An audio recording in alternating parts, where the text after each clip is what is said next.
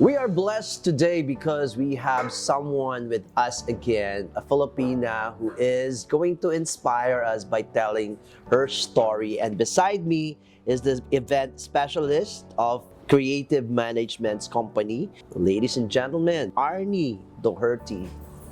Hi, good morning. Good morning, Arnie. Good morning, How are you Mr. this morning? Orly. Thanks I'm for good, inviting us. I'm so overwhelmed that you came over here. I know, busy kayo, and I'm really grateful na pinaunlakan niyo ako. Congratulations first for this wonderful opportunity that you open your doors to us and to share with us your story. Let's start your story. Bring us to the time we're in. You are just preparing or planning to go to Dubai. How was it? I came up here because of the idea of course, I'm a single mom. So, I have to bring something for my daughter, her future and everything. Which is, yun kasi yung ano natin mga Filipino, di ba? I have to go to Dubai. My mom and my dad, ano sila sa akin since I've got pregnant, and of course, yung discouragement from my dad na, it's gonna be not like difficult for you now kasi may baby ka na, how you gonna support yourself and yung blah blah. And I said, no, I have to do it by myself. And besides, since I'm pregnant, ako na yung mag-isa sa buhay ko. So I separate myself. You were what age that time? I was 21. So young. Yeah. I was 21, so... Natapos mo na ba yung pag-aaral mo that time? No, that's why. Kaya nag-aaral ako, then it's happened. And so... it happened that you thought working abroad and living your family will be the solution for this problem. Yes, of course. Hindi naman problema Yes, kasi, di ba? Of course. And I have to show to my mom and my dad that, hey, come on, it's not because hindi ako graduate and because of I have my daughter right now, I will not be successful. So that thing makes me more, you know. This is the first time we are introduced. Parang looking at you, parang napaka-strong mo. Is it correct? That you Of are course, yes.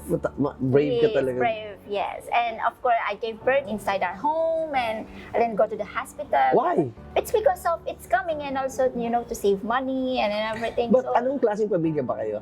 Are you in the you know, we are... middle No, class of course, family? yes. Actually, my mom and my dad before kasi, I'm not saying na we are in a poor country, let's say like that, but of course, my mom was typical Filipino housewife. Okay. And my dad And your was dad works where? he's actually working on a company that he's just a driver. So may trabaho, May no? trabaho naman Okay. siya. Ang sipag nga ng dad ko So basically, he's also a fisherman. Afterwards, so si mami noon, nagbebenta siya ng fish after that.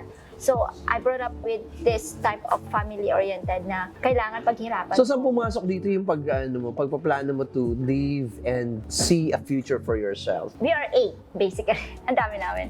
So, yeah. So, nakita ko yung pagod ng dad ko and my mom. They want us to finish our studies and everything, and they want to make sure na we have a proper, you know... So was it only the reason that you left the Philippines or meron pang ibang reason? Yes, of course, because of, alam mo yun, yung tingin sa'yo ng dad mo na because of what happened from the past, I will not be successful. So I have to use that thing for me to fight and for me to show them na, oh, come on, Dad. Na-challenge ka. Na-challenge talaga ako. So I told my dad, no, believe me or not, I will succeed. Wait, and I know one day you will be proud of me. Of course. Yes, Yeah. of course. And now he's really proud of me. And every time na, of course, nagbibinggal sila na So what were your struggles? Was it the first time you traveled and work abroad?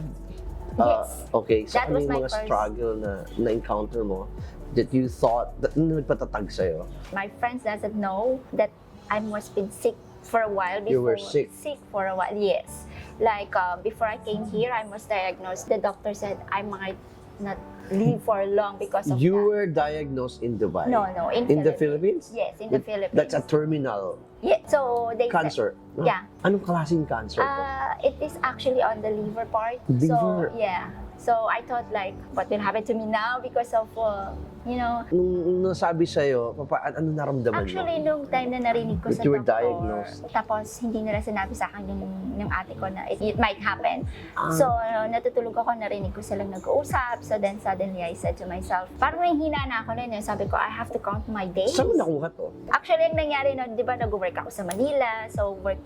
Tapos, the doctor said because of I'm working too hard and everything, I don't eat properly and everything. So how did you handle this? This is not just an easy, No, it's not. diba? Actually, It's not a simple sickness or, Yes. you know. Then my mom was, and my dad, I heard them like they're crying behind, you know. Kasi Okay. magkatabi yung room namin, like, why my daughter? And they were so crying. And we want to, because hindi nga ako kasi lumaki pala sa kanila. Since I was like around 5, one of my teacher adopted me Okay. na tumira sa kanila until I reached like 8, 7. Since you knew that you had this kind of illness, Yeah. ano yung naging plano? What had happened sa family mo? Paano mo ito hinandle ng ayos or ayos ba mong hinandle ito? Lahat sila sumupport sa akin. They really took good care of me, especially my parents. They actually make me feel na, alam mo yun, napaka-special ko that time. And I'm so happy. What was the term? Ano sabi ng doktor hanggang kailan ka na lang? They said it will not last at least. Because parang nandito na siya, yung parang malapit na rin. And miracle arrived. Yes. To be honest, nangingilabot ka kasi talagang I did my best. Hindi ako naniwala sa doctor. Sabi ko, doctor is not a God. Or Did you secure for a second opinion? We did. We did Okay. actually. And it's the same The same. Diagnosis, okay.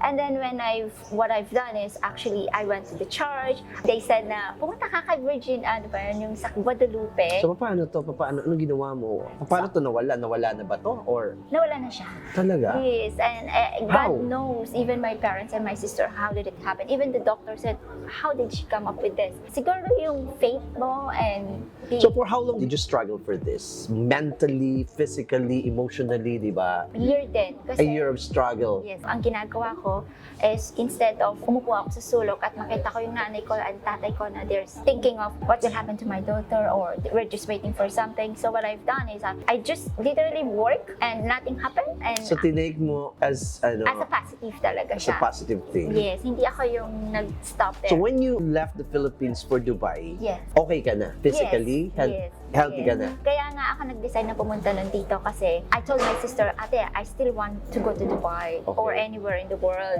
You know, I want to explore. And she said, no, you can't. You know what will happen. If they test and they found out you're sick and because of that, they cannot. I Okay. said, okay. I still went to the So what year did you 2000, start your career in Dubai? 2007. 2007? Yes, yes. Okay. So ano mo ginawa mo nun?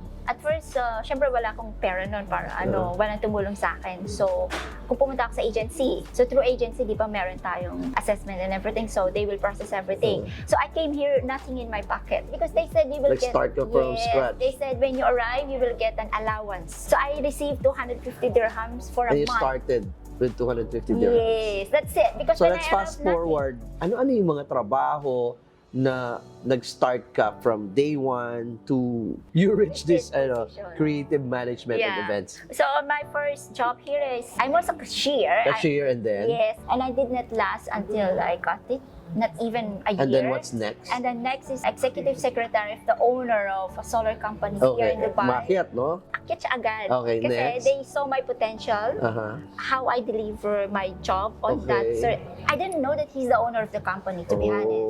Okay. And he just want to come inside the shop Uh-huh. and the manager, no, it's closed. And then after? And then I entered it, and then that's Okay. it. And then the rest of it, I become executive secretary of all, mostly are owned by So you companies. notice that yung mga career path mo is talagang Offices paakyat lahat, ng yes, paakyat. packet ng pa, From from a cashier. receptionist, from secretary, from, And when is the time that you have created this creative management and events? this is started on Last year? Last year lang, Okay. actually, because I was a vendor Uh-huh. of a certain ripe market. Mhm. Or, Nakaipon ka ba? Nakaipon ka ng pera kaya ka nakapagtayo ng negosyo? no, actually, I started from 150. Ang galing mo, you started from 250, you started from scratch, now you started from 150, and you have Company. created this company. No? Yes, I started from 150 kasi nung pandemic, what I've done is, di ba uso yung mask? That's where I started my own. So, Okay, but this is events. yeah, I know, but I came up with an So idea where because did you of get that. all this talent, skills, and Creativeness of that? of becoming an events specialist? Yeah, because of that mask, I went through a different locations, like selling my mask Okay. only. You know, this mask. Connections, It's di a ba? connection. Pero yung specialties pagdating sa events, saan mo nakuha yun? Innate? Unique ata. I think it's on my passion na because here, okay. even in our community, here mahilig talaga akong yung mag-organize na party for family. Okay. We have a So let's talk about creative management and events. What do you do? Creative management and events is basically we are supporting small businesses Mhm. like local homegrown individuals. Yes. I can say homegrown because, for example, you from Philippines, you have your handmade products, and then you want to bring it here and sell it. So something like that. So I can support you on that. What I have to do is to look for locations. Just for example, number one is the DMAC. So I have to go in a different with the MAC, and I said, hey, I have a certain vendors. Let's say 25 vendors. So they're selling handmade products, jewelries, bags, home furniture, anything, shoes, as long as they design, they create it. Basically, it's made from their home country. So we have to showcase them and introduce to the community. So it works well actually from 10 vendors. So since February, this is the thing that you do. Yes. You found it so fulfilling because you are trying to bridge the gap between the manufacturer and yes, and those small businesses. Yeah, okay. Yeah, because me myself, I've been like one of them. So I know the feeling of how to be a vendor. So I can easily adapt and think of, okay, is this location is really suitable for So me? that's part of what you do. What about events? How do you do events? I came up with a small birthday party. I started from a small birthday party and then hosting a corporate. Yeah, but I have some company as well that we collaborate because I cannot do it by myself. You know, so I need someone like to be on my side as well to run that corporations. And then I've done a lot of collaborations with the different companies as well, like the Man, McHill, Palm Jumeirah. So hotels like Studio One Hotel. Okay. So this big company corporation is actually my stepping stones to be Like I here. tagged you a while ago when I see you. You're small but terrible. Yes, no? that's what they Small said. but huge stories to share, diba? Yes. I'm also blessed because, you know, my Christmas market, because I've been in Al-Hab tour. Wow. You have the giant brands in your list. And so I'm just so surprised. I saw it on the magazine, also like on the article that, oh my God, this is my event. So my question is, before you finally end this interview, what tips can you give our audience right now, especially those aspiring business owners out there in creating this kind of business on this crisis that we are having right now? Even though it's pandemic, you see, I started with pandemic. That pandemic did not stop me. I did it as my inspiration because I know that time my husband lost his job. Because of that, I started my own creations. If you have the passion, if you know that you love what you're doing, go for it. Don't stop. And even though people are discouraging you, make this as your inspiration. I've done a lot of rejections. Believe me, from example, from Nakhil itself, I've done a lot of struggle to reach out Nakhil. And they said, how can you compete with this big company? You just started. Look at your follower, just 500 followers. Come on, followers just a follower, but you have to show yourself, you're confident that you can do it. What I've done to them is like, okay, give me one chance. So it just happened they saw my events on one particular event and I've done it on their roof and they said, my God, Arnie, we never thought that you can do it. So now they are the ones who's coming to me to build these events for them and I'm so really, really happy after that big rejection. I did not stop. I always say, one day you will come to me. Thank you very much. Thank you very much to all our audience right now and the viewers that will be viewing this video. Bye everyone, God bless and stay safe. Thank you.